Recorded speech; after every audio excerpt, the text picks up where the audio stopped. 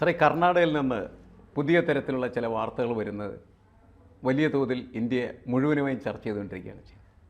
കർണാടകയിൽ പ്രാദേശികവാദത്തിന് ഊന്നൽ നൽകുന്ന തരത്തിൽ അവിടുത്തെ കോൺഗ്രസ് ഗവൺമെൻറ് പ്രവർത്തിക്കാനായിട്ട് തുടങ്ങിയിരിക്കുന്നു എന്നുള്ളതാണ്. എന്താണ് ഇതിനെക്കുറിച്ച് പറയാനുള്ളത്? ഇതിൽ കർണാടകത്തിന് ഒരു യുണീക്കായിട്ടുള്ള ഒരു പ്രത്യേകതയുണ്ട്. ആ പ്രത്യേകത എന്ന് പറഞ്ഞാൽ ഇന്ത്യയുടെ ബാക്കി 28 സ്റ്റേറ്റിൽ നിന്നും കേന്ദ്രഭരണ പ്രദേശത്തു നിന്നും കർണാടകത്തിലേക്ക് ആൾക്കാർ വരുന്നുണ്ട്. പക്ഷേ കന്നഡക്കാർ മറ്റ് സ്ഥലങ്ങളിലേക്ക് ജോലിക്ക് പോകാറേയില്ല. അവർ ഭയങ്കര ഹോംലിയാണ്. അവരവരുടെ സ്റ്റേറ്റ് ഡെവലപ്പ് ചെയ്യുന്നു, അവിടെ ജോലി ചെയ്യുന്നു. മറ്റിപ്പോൾ നിങ്ങൾ മറ്റ് സംസ്ഥാനങ്ങളിൽ നടന്നാൽ കന്നഡക്കാരെ അങ്ങനെ കാണാൻ പറ്റത്തില്ല. അവർ മറ്റുള്ള സ്ഥലത്ത് ജോലിക്ക് കാര്യമായിട്ട് പോകാറില്ല. പിന്നെ വളരെ കുറച്ച് പേരൊക്കെ ജോലിക്കോ ബിസിനസ്സിനോ പോയി എന്നുള്ളതേ ഉള്ളൂ. പക്ഷേ മറ്റെല്ലാ സ്റ്റേറ്റിൽ നിന്നും, ഈവൻ നോർത്ത് ഈസ്റ്റിൽ നിന്നും, ജമ്മു കാശ്മീരിൽ നിന്നോ കേരളത്തിൽ നിന്നോ ഇല്ല, ഇന്ത്യയുടെ എല്ലാ ഭാഗത്തു നിന്നും അവിടെ വരുന്നുണ്ട്. എന്ന് മാത്രമല്ല, കർണാടകത്തിൽ ഫോറിൻ നാഷണൽസും ജോലി ചെയ്യുന്നുണ്ട്. പല കമ്പനികളിൽ ഉയർന്ന പൊസിഷനിൽ ഫോറിൻ നാഷണൽസും ജോലി ചെയ്യുന്നുണ്ട്. അങ്ങനെ ഒരു സ്റ്റേറ്റ് സത്യം പറഞ്ഞാൽ ഇന്ത്യയിൽ വേറെ ഒരെണ്ണമില്ല. പ്രോബബ്ലി അടുത്ത സ്ഥാനം നമുക്ക് മഹാരാഷ്ട്രയ്ക്കോ തമിഴ്നാടിനോ കൊടുക്കാമെന്ന് പറഞ്ഞാൽ പോലും കർണാടകയ്ക്ക് ഒപ്പമില്ല. പിന്നെ വേറൊരു കാര്യമെന്ന് പറയുന്നത്, കർണാടകത്തിൽ ഈ ജോലി മാത്രമല്ല, വിദ്യാഭ്യാസത്തിനും ഈ എല്ലാ സ്റ്റേറ്റുകളും, ഇന്ത്യൻ സ്റ്റേറ്റുകളും ആശ്രയിക്കുന്നതും കർണാടകത്തിനെയാണ്. അപ്പോൾ അവർ ഒരു പ്രത്യേകത എന്ന് പറയുന്നത്, കർണാടകം ഒരു പരമ്പരാഗത പ്രാക്ടീസിങ് ഹിന്ദുസിൻ്റെ സ്റ്റേറ്റാണ്. മെജോറിറ്റി ഏകദേശം 85 to 90%. അവർക്ക് ആ ഹോസ്പിറ്റാലിറ്റിയും ജെനുവിനിറ്റിയും ജെൻറ്റിൽനെസ്സും ഒക്കെ ഉണ്ട്. അതുകൊണ്ട് പുറത്തുനിന്ന് വരുന്ന ആൾക്കാർക്ക് യാതൊരു ശല്യവും അവർക്ക് ഇല്ല. അവർക്ക് വളരെ കംഫർട്ട് സോണാണ്. അതുകൊണ്ടാണ് എല്ലാവരും കർണാടകത്തെ ഇഷ്ടപ്പെടുന്നത്. ഇന്ത്യക്കാരാണേലും വിദേശികളാണേലും കർണാടകത്തെ ഇഷ്ടപ്പെടുന്നത്. പക്ഷേ ഇപ്രാവശ്യം ഈ സ്നേഹത്തിൻ്റെ കട എന്നും പറഞ്ഞ് അവിടെ ഒരു 2 വർഷമായിട്ട് വലിയ പ്രചരണമെല്ലാം നടത്തി കോൺഗ്രസ് സ്റ്റേറ്റിൻ്റെ ഭരണം പിടിച്ചെടുത്തു. കേന്ദ്രത്തിൽ പ്രതിപക്ഷമായി. അപ്പോഴത്തേക്കും ഈ സ്നേഹത്തിൻ്റെ കട എന്നും പറഞ്ഞ് നടന്നുകൊണ്ടിരുന്നത് ഒരു കള്ളത്തരമാണെന്ന് ഇപ്പോൾ ബോധ്യപ്പെട്ടു. ഒത്തിരി ആനുകൂല്യങ്ങളെല്ലാം പറഞ്ഞു, അത് കൊടുക്കാൻ പറ്റിയില്ല. ജനങ്ങൾ അവിടെ ഇളകാൻ തുടങ്ങി. അതായത് എല്ലാവർക്കും free, electricity free, health free, വിദ്യാഭ്യാസം ഫ്രീ, ട്രാൻസ്പോർട്ടേഷൻ ഫ്രീ, എല്ലാം ഫ്രീ. അതായത് അവിടെ കോൺഗ്രസ് 2023 ഇലക്ഷൻ ജയിക്കാൻ വേണ്ടി പറഞ്ഞുകൊണ്ടിരുന്നത്, ജനങ്ങൾ ഒരു പണിയും എടുക്കാണ്ടിരിക്കുക, ഒരു പണിയുള്ളവർ പോലും പണി എടുക്കാണ്ടിരിക്കുക, ഒരു റിമോട്ടും പിടിച്ച് TV കാണുക, ഭക്ഷണം വീട്ടിലെത്തും, എല്ലാ സാധനവും വീട്ടിലെത്തും, ചുമ്മാ ഇരുന്നാൽ മതി. അങ്ങനെ ഒരു നറേഷനാണ് അവർ കൊടുത്തത്. അത് വിശ്വസിച്ച് 3-2 ഭൂരിപക്ഷവും കൊടുത്തു. പക്ഷേ ഈ ഒരു വർഷം ചെറിയ കാര്യങ്ങൾ തന്നെ ഫ്രീ കൊടുത്തപ്പോഴത്തേക്കും ഖജനാവ് കാലിയായി. അപ്പോൾ ഒരു ടഗ് ഓഫ് വാർ വന്നു കേന്ദ്രവുമായിട്ട്. അപ്പോൾ അതിൽ നിന്നും ജനങ്ങളുടെ ശ്രദ്ധ തിരിക്കാനും ജനങ്ങളെ വീണ്ടും കോൺഗ്രസിൻ്റെ അടുപ്പിക്കാനും വേണ്ടി അവർ ചെയ്ത ഒരു ചുളുക്ക് വിദ്യ, ഒരു പൊളിറ്റിക്കൽ ജിമ്മിക്ക് മാത്രമാണ് ഈ മണ്ണിൻ്റെ മക്കൾ വാദം എന്നുള്ള അതിൻ്റെ ഒരു കൂടിയ അജണ്ട അവരെടുത്തിട്ടത്. പക്ഷേ അത് തുടക്കത്തിൽ തന്നെ പൊളിഞ്ഞുപോയി. കാരണം എന്താണെന്ന് ചോദിച്ചാൽ, ഇതിനൊരു നിയമപരമായൊരു പ്രശ്നം, അത് ഇന്ത്യയുടെ ഭരണഘടന അനുസരിച്ച് വാലിഡ് അല്ലെന്നുള്ളത് ഒന്നാമത്തെ കാര്യം. രണ്ടാമത്തെ കാര്യം, കർണാടകത്തിൽ വലിയൊരു സെറ്റിൽമെൻറ്റ് ഈ കഴിഞ്ഞ 2004-2014 ബംഗ്ലാദേശിൽ നിന്നും വന്ന മൈഗ്രൻസ് അവിടെ ഉണ്ട്. അവരാണ് ഈ ചെറിയ ജോലികളൊക്കെ അവിടെ ചെയ്യുന്നത്. ചെറിയ ജോലികളൊക്കെ അവിടെ അത് ഇല്ലീഗലായിട്ടാണ്. പക്ഷേ ഇവിടെ വന്ന് ആധാർ എടുക്കുകയും വോട്ടർ ലിസ്റ്റിൽ കയറുകയും പല രീതിയിൽ ചെയ്ത് അവരാണ് എടുക്കുന്നത്. അപ്പോൾ കന്നഡക്കാർക്ക് ജോലി നഷ്ടപ്പെടുന്നു എന്നുള്ളത്, പാവപ്പെട്ടവർക്കോ അല്ല പഠിക്കാത്തവർക്കോ ആയിട്ടുള്ള ആൾക്കാർക്ക് ജോലി നഷ്ടപ്പെടുന്നു എന്നുള്ളത് ഒരു യാഥാർത്ഥ്യമാണ്. യഥാർത്ഥത്തിൽ ഇതിൻ്റെ അകത്ത് സത്യസന്ധത ഉണ്ടായിരുന്നെങ്കിൽ സിദ്ധരാമയ്യയും ഖാർഗെയും കർണാടക ഗവൺമെൻറ്റും കോൺഗ്രസും രാഹുൽ ഗാന്ധിയൊക്കെ പറയേണ്ടിയിരുന്നത്, കർണാടകത്തിൽ ഞങ്ങൾ CAA NRC നടപ്പിലാക്കുന്നു, അവിടെ ജോലി ചെയ്യുന്ന അനധികൃതമായിട്ട് ജോലി ചെയ്യുന്ന വിദേശികൾ മാറിപ്പോണം, ആ ജോലി സ്വദേശികൾക്ക് കൊടുക്കണമെന്ന് പറഞ്ഞിരുന്നെങ്കിൽ അതിനൊരു മാന്യത ഉണ്ടായേനെ. പക്ഷേ അത് പറഞ്ഞു കഴിഞ്ഞാൽ, കഴിഞ്ഞ ആഴ്ചയിലാണ് കർണാടകയുടെ ഒരു കോൺഗ്രസിൻ്റെ സെക്രട്ടറി പറഞ്ഞത് PFIയുടെ വോട്ട് കൊണ്ടാണ് ഞങ്ങൾ ജയിച്ചതെന്ന്, അവരുടെ വോട്ടും ധനസഹായം കൊണ്ടാണ് ഞങ്ങൾ ജയിച്ചതെന്ന്. അപ്പം PFIയുടെ വോട്ട് പോകും, അത് പറയാൻ പറ്റത്തില്ല. അപ്പോൾ ചുമ്മാ ഇരുന്ന മലയാളിക്കിട്ടും തമിഴിനിട്ടും തെലുങ്കിനിട്ടും മറാത്തിക്കിട്ടും നോർത്ത് ഈസ്റ്റുകാരനിട്ടും ഒക്കെ അവർക്കിട്ട് ചുമ്മാ ഒഴിഞ്ഞോട്ട് കൊടുക്കാമെന്നങ്ങ് തീരുമാനിച്ചു. പക്ഷേ ഇത് ഈ കർണാടകത്തെ ഒരു മാത്രം പ്രശ്നമല്ല. നമുക്ക് നേരത്തെ ഇത് മഹാരാഷ്ട്രയിൽ വളരെ ശക്തമായിട്ട് മുന്നോട്ട് വന്നതും, അതേപോലെ തന്നെ മണ്ണിൻ്റെ മക്കൾ വാദം പറഞ്ഞു തീർക്കും. അവിടെ അങ്ങനെ സംഭവിച്ചു. അന്നൊക്കെ മിക്കവാറും തന്നെ കൂടുതൽ ആളുകൾ, പ്രത്യേകിച്ച് തമിഴ്നാട്ടിൽ നിന്നും അല്ലെങ്കിൽ കേരളത്തിൽ നിന്ന് ഒരുപാട് ആളുകളാണ് അവിടെ ജോലി ചെയ്തിരുന്നത്. അവരെയൊക്കെ അവർ വിളിച്ചിരുന്നത് തന്നെ കാല മദ്രാസി എന്നാണ് വിളിച്ചിരുന്നത്, കറുത്ത മദ്രാസികൾ എന്നാണ് വിളിച്ചിരുന്നത്. അതിൽ കേരളം മുമ്പഴും അതേപോലെ തന്നെ തമിഴ്നാട് മുമ്പ്. കാരണം ഇവിടെ നിന്നാണ് വളരെ കൂടുതൽ ആളുകൾ പോയിരുന്നത്. നമ്മളിപ്പോൾ പഴയകാലത്ത് നമുക്ക് MT വാസുദേവൻ നോവലൊക്കെ വായിച്ചാൽ അതിലൊക്കെ എങ്ങനെയാണ് നമ്മുടെ ആളുകൾ ടൈപ്പ് റൈറ്റിംഗ് ഷോർട്ട് ഹാൻഡും ഒക്കെ പഠിച്ചിട്ട് ബോംബെയിലേക്ക് വണ്ടി കയറി എന്നുള്ളത് നമുക്കറിയാവുന്ന ഒരു കാര്യമാണ്. അപ്പോൾ അങ്ങനെ വന്ന് അവിടെ ജോലികൾ ഈ പറയുന്ന പ്രാദേശികമായിട്ട് വസിക്കുന്നതായിട്ടുള്ള ആളുകൾക്ക് ജോലി നഷ്ടപ്പെട്ട സമയത്താണ് അവർ മണ്ണിൻ്റെ മക്കൾ വാദം കൊണ്ടുവരികയും ശിവസേന എന്ന് പറയുന്ന ഒരു രാഷ്ട്രീയ പ്രസ്ഥാനം തന്നെ രൂപപ്പെട്ടു വരികയൊക്കെ ചെയ്യുന്നത്. അതിപ്പോൾ എല്ലാ മൈഗ്രൻ്റ് പ്രോസസ്സ് നടക്കുന്ന എല്ലാ ഇടങ്ങളിലും സ്വാഭാവികമായിട്ടും അതുണ്ടാവും. കേരളത്തിൽ പോലും ഈ എന്താണ് മറ്റ് സംസ്ഥാനങ്ങളിൽ നിന്ന് വന്ന് ജോലി ചെയ്യുന്നതായിട്ടുള്ള ആളുകൾക്കെതിരെയുള്ള ഒരു മൈൻഡ് ഇവിടെ വർക്ക് ചെയ്യപ്പെടുന്നുണ്ട് ശരിക്കും പറഞ്ഞ്. അതെങ്ങനെയാണ് ഞങ്ങളുടെ തൊഴിൽ അവരെടുത്തുകൊണ്ട് പോകുന്നതെന്നൊക്കെ പറഞ്ഞാൽ. പക്ഷേ ഇതിനൊക്കെ ബാലൻസ് ചെയ്യാൻ പറ്റുന്ന രീതിയിൽ ഭരണകൂടങ്ങൾ മാറിയാൽ മാത്രമാണ് ഭരണകൂടത്തിന് കുഴപ്പമില്ലാത്ത രീതിയിൽ കാര്യങ്ങൾ കൊണ്ടുപോകാനായിട്ട് കഴിയുള്ളൂ. അത് പൊതുവെ ഭരണകൂടത്തിന് നല്ലതാണ്, അതുപോലെ ജനങ്ങൾക്ക് നല്ലതാണ്. കാരണം നമ്മുടെ ഇന്ത്യൻ ഭരണഘടന അനുസരിച്ച് ഇന്ത്യയിൽ ഏത് സംസ്ഥാനത്ത് പോയി ജോലി ചെയ്ത് ജീവിക്കാനായിട്ടുള്ള ഒരവകാശം നമുക്ക് നൽകപ്പെട്ടിരിക്കുന്നതാണ്. അതുകൊണ്ട് നമുക്ക് പോകാം. അതുപോലെ തന്നെ ആ സംസ്ഥാനങ്ങൾ നമ്മളെ അംഗീകരിക്കുകയൊക്കെ ചെയ്യേണ്ടതാണ്. പക്ഷേ എന്തെങ്കിലും ഇംബാലൻസ് വന്നാൽ അത് പരിഹരിക്കാനായിട്ടുള്ള സംവിധാനം എനിക്ക് തോന്നുന്നു ഗവൺമെൻറ് തലത്തിൽ തന്നെ നിർവഹിക്കപ്പെടാത്തതിൻ്റെ ഫലമായി സംഭവിച്ച പ്രശ്നങ്ങളാണ്. ഇതിൻ്റെ രാഷ്ട്രീയവും മറ്റുമൊക്കെ മറ്റ് വിഷയങ്ങളാണ്. അതല്ലാതെ നമ്മൾ എന്താണ് കൃത്യനിർവഹണത്തെക്കുറിച്ച് സംസാരിക്കുന്ന സമയത്ത് ഗവൺമെൻറ്റുകൾക്ക് വരുന്നതായിട്ടുള്ള പാളിച്ചകളാണ്, അവരുടെ ഇംബാലൻസാണ് എന്നാണ് എനിക്ക് തോന്നുന്നത്. അത് ശരിയാണെന്ന് എനിക്ക് തോന്നുന്നുമില്ല. കാരണം എന്ന് വെച്ചാൽ ഇങ്ങനെ വരുമ്പോൾ അവർക്കുണ്ടാകുന്ന നഷ്ടങ്ങൾ വലിയ തോതിലായിരിക്കും. കാരണം എന്താണെന്ന് വെച്ചാൽ ബാംഗ്ലൂർ എന്നൊക്കെ പറഞ്ഞിട്ടുണ്ടെങ്കിൽ മിക്കവാറും തന്നെ നമ്മളുടെ IT മേഖലയുടെ ഒരു കേന്ദ്രമാണ്. അത് മറ്റ് സംസ്ഥാനങ്ങളിൽ നിന്ന് ജോലി ചെയ്യുന്ന ആളുകളുടെ ഒരു കേന്ദ്രം തന്നെയാണ്. അവർക്ക് ജോലി കൊടുക്കുന്നതായിട്ടുള്ള കമ്പനികളും പോലും വേണമെങ്കിൽ അവിടെ നിന്ന് പോകാം. അങ്ങനത്തെ ഒരു ത്രെട്ട് ആ സംസ്ഥാനത്തിന് വേണ്ടി നേരിടാൻ സാധ്യതയില്ലേ?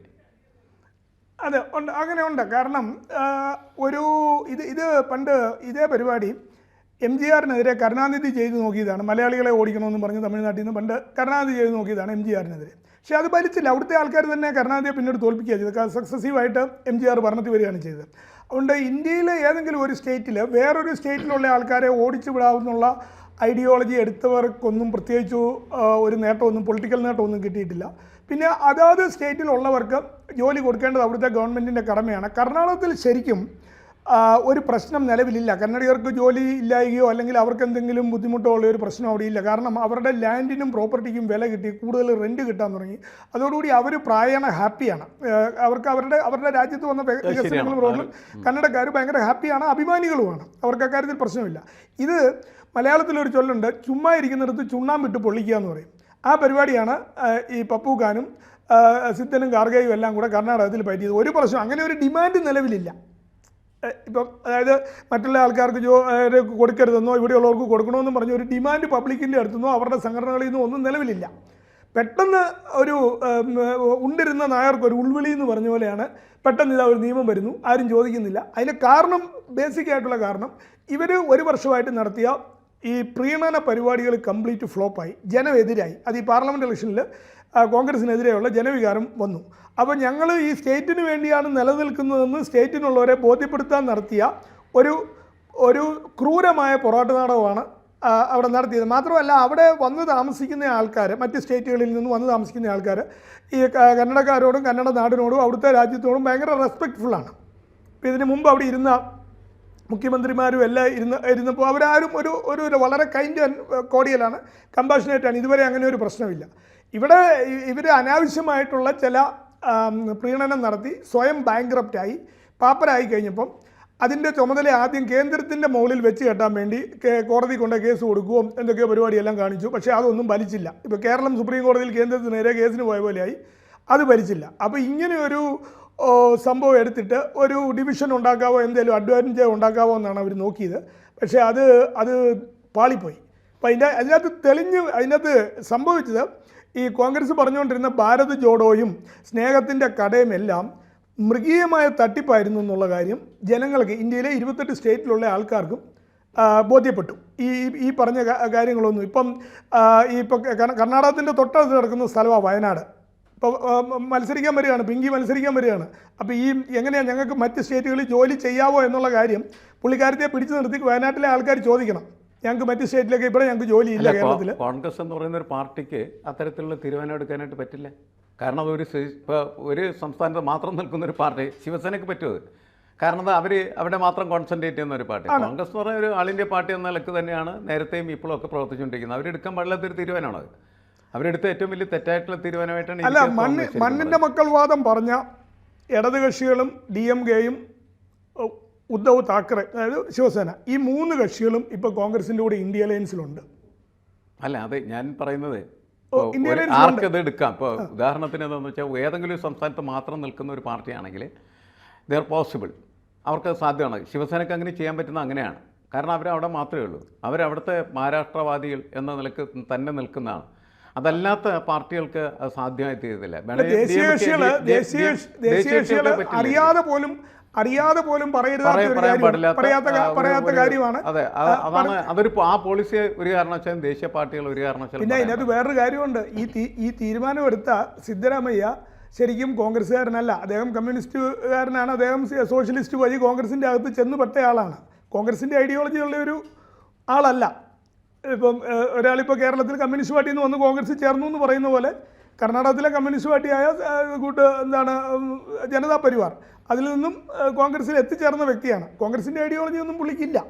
അപ്പോൾ ഇങ്ങനെയൊരു ഇത്രയും എക്സ്ട്രീം ആയിട്ടുള്ള ഒരു നിലപാട് അവിടെ ആരും പ്രതീക്ഷിച്ചില്ല. എന്ന് മാത്രമല്ല, ഇവിടെ സംഭവിച്ചവർക്ക് പറ്റിയ ഭീമ അബദ്ധം എന്ന് പറയുന്നത് ഇത് കൃത്യമായിട്ട് യൂട്ടിലൈസ് ചെയ്യാൻ ആന്ധ്രയിലും തെലങ്കാനയിലും ഒക്കെയുള്ള ആൾക്കാർ കൃത്യമായിട്ട് കമ്പനികളെ അങ്ങോട്ട് ക്ഷണിച്ചു. കാരണം ഈ IT ആണ് മെയിൻ മേഖല. ഈ IT എന്ന് പറയുന്നത് ഇന്ത്യയിൽ ഉണ്ടാക്കിയത് സൈബർ ബാബു എന്ന് പറയുന്ന ചന്ദ്രബാബു നായിഡുവാണ്. അത് ഇതിന് ഇത്ര ഓപ്പർച്യൂണിറ്റി ഉണ്ട് എന്ന് കണ്ട് അത് വികസിപ്പിച്ചത്. പേരിന് കാര്യം നമ്മൾ തിരുവനന്തപുരത്ത് പാർക്ക് തുടങ്ങിയെങ്കിലും നമ്മളെ ഓവർടേക്ക് ചെയ്തുകൊണ്ട് ഹൈദരാബാദും മറ്റ് സ്ഥലങ്ങളും എല്ലാം വികസിപ്പിച്ച് ചന്ദ്രബാബു നായിഡുവാണ്. അപ്പോൾ ഈ കാലചക്രം കറങ്ങി തിരിഞ്ഞ് ഇപ്പോൾ ചന്ദ്രബാബു നായിഡു തന്നെയാണ് ആന്ധ്രയിൽ മുഖ്യമന്ത്രി. ഏതെങ്കിലും സ്റ്റേറ്റിൽ നിന്ന് ഏതെങ്കിലും ഒരു IT കമ്പനിക്കാരനെ ഓടിച്ചു വിട്ടാൽ അവൻ പിറ്റേ ദിവസം 25 ഡിസ്ട്രിക്റ്റ് ഉണ്ട് ആന്ധ്രയിൽ, അവർ കൃത്യമായിട്ട് അത് യൂട്ടിലൈസ് ചെയ്യും. നമ്മളിപ്പോൾ കണ്ടതാണ്, കേരളത്തിൽ നിന്ന് ഏറ്റവും വലിയ വ്യവസായിയെ SDPI-കാരനെ കൊണ്ടോ PFI-കാരനെ കൊണ്ടോ ഭീഷണിപ്പെടുത്തി 50 ലക്ഷം രൂപ ചോദിച്ചാൽ അവൻ കൊടുക്കാതെ അലമുണ്ടാക്കി കിറ്റക്സ് എന്ന് പറഞ്ഞവനെ ഇവിടുന്ന് ഓടിച്ചു വിട്ടത്. ഏകദേശം 3000 പേർക്ക് തൊഴിൽ കിട്ടേണ്ട പരിപാടിയായിരുന്നു. അത് തെലങ്കാനയിലോട്ട് പോയി. അതുപോലെ ഈ ഇൻഡസ്ട്രികൾക്ക് നിയന്ത്രിക്കാൻ ഇപ്പോൾ ഞാൻ റെക്കമെൻഡ് ചെയ്യുന്ന ആളെ നിയമിക്കണം, ഈ ഭാഷ വേണം, ഈ മതത്തിൽ നിന്നുള്ളത് വേണം, ആ രീതിയിലുള്ള നിർബന്ധങ്ങൾ അടിച്ചേൽപ്പിച്ച് കഴിഞ്ഞാൽ ഇത്രയും ഒരു ഡിജിറ്റൽ ഏജിൽ ഒരു ഇൻവെസ്റ്ററും അല്ലെങ്കിൽ ഒരു എൻ്റർപ്രണറും അതൊന്നും സമ്മതിക്കത്തില്ല. കാരണം നമ്മൾ ഒരു സ്ഥാപനം തുടങ്ങുമ്പോൾ ഇഷ്ടമുള്ള ആൾക്കാരെ നിയമിക്കുന്നു. ഇപ്പോൾ ഇവിടെ ഒരു ആളില്ലെങ്കിൽ പുറത്തുനിന്നുള്ള ആൾക്കാരെ വരെ നമ്മൾ കൊണ്ടുവരും. അതിന് നമുക്ക് ഭരണഘടന അനുവാദം നൽകുകയും ചെയ്യുന്നുണ്ട്. അപ്പോൾ ഇവർ ചെയ്തതെല്ലാം ഈ കോൺഗ്രസിൻ്റെ ഓരോ സ്ഥലത്തും അവരെ ഇലക്ഷൻ ജയിക്കാൻ വേണ്ടി കാണിക്കുന്ന ദുഷ്ടതരങ്ങളാണ് ഓരോ സ്ഥലത്തും ഇതിനകത്ത് വരുന്നത്. അതുപോലെ കർണാടകത്തിന് ഇപ്പം നമ്മളൊരു കർണാടകത്തിലെ കോളേജിൽ പോയി കഴിഞ്ഞാൽ അവിടെ ഇന്ത്യക്കാർ മാത്രമല്ല പഠിക്കുന്നത്, 60-70 രാജ്യങ്ങളിൽ നിന്നുള്ള പിള്ളേർ പഠിക്കുന്നുണ്ട്. അപ്പോൾ അതുകൊണ്ട് അങ്ങനെ ഒരു നയം ഒരിക്കലും ഒരു സ്റ്റേറ്റിനും എടുക്കാൻ പറ്റില്ല. ഒരു സ്റ്റേറ്റിനും അങ്ങനെ ഒരു പ്രാദേശികവാദത്തിൽ ഊന്നിയ ഒരു നയം സ്വീകാര്യമല്ല എന്ന് തന്നെയാണ് നമുക്ക് മനസ്സിലാവുന്നത്. അതിപ്പോൾ കർണാടക മാത്രമല്ല, കേരളമായാലും ഇവിടെ കേരളത്തിൽ പിന്നെ അങ്ങനത്തെ പ്രശ്നങ്ങളില്ല. ഏത് സംസ്ഥാനത്തായി കഴിഞ്ഞാലും അത് നിലനിൽക്കുന്നതല്ല, അതിനെ അംഗീകരിക്കാൻ പറ്റാത്തൊരു കാര്യമാണ്. ഇത് പോസിറ്റീവ് സെൻസിൽ ഏത് ഗവൺമെൻറ്റിനും ഇപ്പോൾ ലോക്കലിലുള്ള ആൾക്കാർക്ക് തൊഴിൽ നഷ്ടപ്പെടുന്നു എന്ന് ജെനുവിനായിട്ടൊരു കംപ്ലൈൻറ്റ് ഗ്രീവൻസ് ഉണ്ടെങ്കിൽ അവർക്ക് എഡ്യൂക്കേഷൻ കൊടുക്കുക, സ്കിൽ ഡെവലപ്മെൻറ്റ് കൊടുക്കുക, അതുപോലെ തന്നെ അവരെ എംപ്ലോയബിൾ ആക്കുക. എംപ്ലോയബിൾ ആക്കി കോമ്പറ്റീറ്റീവ് ആക്കുക. ഇനി ഒരു കാര്യം കൂടെ പറയാം. കഴിഞ്ഞ ഒരു വർഷമായിട്ട് കേന്ദ്ര ഗവൺമെൻറ്റിൻ്റെ സ്കിൽ ഡെവലപ്മെൻറ്റ് പ്രോഗ്രാം എന്ന് പറഞ്ഞൊരു പരിപാടിയുണ്ട്. ഈ സിദ്ധരാമയ്യ ഗവൺമെൻറ് കോൺഗ്രസ് ഗവൺമെൻറ് കയറി കഴിഞ്ഞിട്ട് ആ പരിപാടി അങ്ങ് നിർത്തി. എങ്ങനെയുണ്ട്? അല്ല, സ്കിൽ ഡെവലപ്മെൻറ്റ് പരിപാടി കംപ്ലീറ്റ് ഇത് മോഡിയുടെ പരിപാടിയാണ്, ഇത് കൊള്ളത്തില്ല എന്നും പറഞ്ഞ് സ്കിൽ ഡെവലപ്മെൻറ്റ് പരിപാടിയുടെ ഫണ്ട് എല്ലാം എടുത്ത് പെണ്ണുങ്ങളോട് ചുമ്മാ ബസ്സിൽ തെക്കും മടക്കും ട്രാവൽ ചെയ്തോളാൻ പറഞ്ഞു. അല്ലെ, സ്കിൽ ഡെവലപ്മെന്റിലൂടെ മാത്രമാണ് ഇങ്ങനെ പ്രാദേശികമായിട്ട് അല്ലാത്തതായിട്ടുള്ള ആളുകളെ എംപ്ലോയികളാക്കാൻ മാറ്റാൻ പറ്റും. അങ്ങനെ എംപ്ലോയികളാക്കി മാറ്റാൻ മാത്രമാണ് അവർക്ക് എംപ്ലോയ്മെന്റിൽ വരാൻ പറ്റും. ഈ കർണാടക ഗവൺമെന്റ് ഇതിനകത്ത് വന്നുകൂടിയത് SC/ST OBCക്ക് കൊടുക്കാനുള്ള 14,000 കോടി വകമാറ്റി വാൽമീകി ഫണ്ടെന്ന് പറഞ്ഞ് അത് വകമാറ്റി പുട്ടടിച്ചു. അതിപ്പം CBI അന്വേഷിച്ച് അവരുടെ മന്ത്രിയെയും ഒരു MLA-യും പിടിച്ചകത്തിട്ട് അത് ഒരു സൈഡിൽ കൂടെ അന്വേഷണം നടന്നുകൊണ്ടിരിക്കുകയാണ്. അതുപോലെ തന്നെയാണ് ഈ സ്കിൽ ഡെവലപ്മെൻറ്റിന് കേന്ദ്രം കൊടുത്ത ഫണ്ട് മൊത്തം വകമാറ്റി. അപ്പോൾ ഒരു വർഷം 1 ലക്ഷം പേർക്കെങ്കിലും മിനിമം തൊഴിൽ കിട്ടുന്ന പരിപാടിയാണ്. ഈ സ്കിൽ ഡെവലപ്മെൻറ്റിലൂടെ അവർ ആ പർട്ടിക്കുലർ ഒരു 1000-ഓളം പ്രൊഫൈലുണ്ട് സ്കിൽ ഡെവലപ്മെൻറ്റിൻ്റെ, പല രീതിയിലുള്ള ഡിവിഷൻസും സബ് ഡിവിഷൻസും ഒക്കെ ആയിട്ട്. അത് ഏറ്റവും സക്സസ്ഫുള്ളായിട്ട് BJP ഗവൺമെൻറ് അവിടെ ചെയ്തുകൊണ്ടിരുന്ന പരിപാടിയാണ്.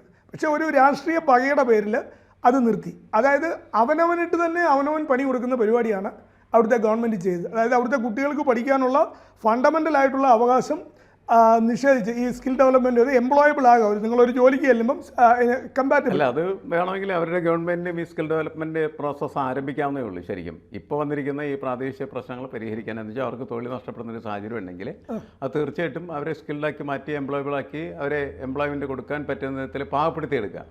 ആ ഒരു സംവിധാനത്തിലേക്ക് വരികയാണെന്ന് വെച്ച് കഴിഞ്ഞാൽ ഈ പ്രശ്നം പരിഹരിക്കാനായിട്ട് കഴിയും. അതിന് പകരം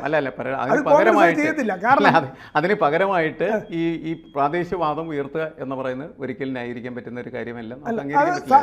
അതായത് ഇതിൻ്റെ അകത്ത് ഇവർ ചെയ്ത ഒരു പരിപാടി, വിദ്യാർത്ഥികൾക്ക് എംപ്ലോയബിലിറ്റി കൊടുക്കാതെ, ജോബ് കമ്പാറ്റബിലിറ്റി കൊടുക്കാതെ, ഇൻഡസ്ട്രിയൽ ഇൻട്രാക്ഷൻ കൊടുക്കാതെ 1 വർഷം ഇട്ട് ചോക്ക് ചെയ്യിപ്പിച്ചതിന് ശേഷം അയ്യോ നിങ്ങൾക്ക് ജോലി കിട്ടാത്തത് വേറെ ആൾക്കാർ വന്നുകൊണ്ടാണ്, അവരെ ഓടിച്ചാൽ ജോലി കിട്ടും, അവരെ ഓടിച്ചാലും ഇവർ എംപ്ലോയബിൾ അല്ല. ഈ എംപ്ലോയബിൾ അല്ലാത്തതിൻ്റെ കാരണം ഈ ഗവൺമെന്റിന്റെ കോൺഗ്രസ് ഗവൺമെന്റ് ഒരു സൊല്യൂഷൻ എന്ന് പറഞ്ഞാൽ എല്ലാ സംസ്ഥാനത്തും ഇത്ര മാത്രമേ ഉള്ളൂ. അതായത് പ്രാദേശികമായ തലത്തിൽ നിൽക്കുന്ന അൺസ്കിൽഡ് ആയിട്ടുള്ള ആളുകളെ സ്കിൽഡ് ആയിട്ടുള്ള ആളുകളേക്ക് മാറ്റുന്നതിന് വേണ്ടിയുള്ള സംവിധാനം ഉണ്ടാക്കുകയും അവർക്ക് ജോലിയിൽ എത്താനായിട്ടുള്ള ഒരു വഴി തുറന്നു കൊടുക്കുകയും ചെയ്യാം.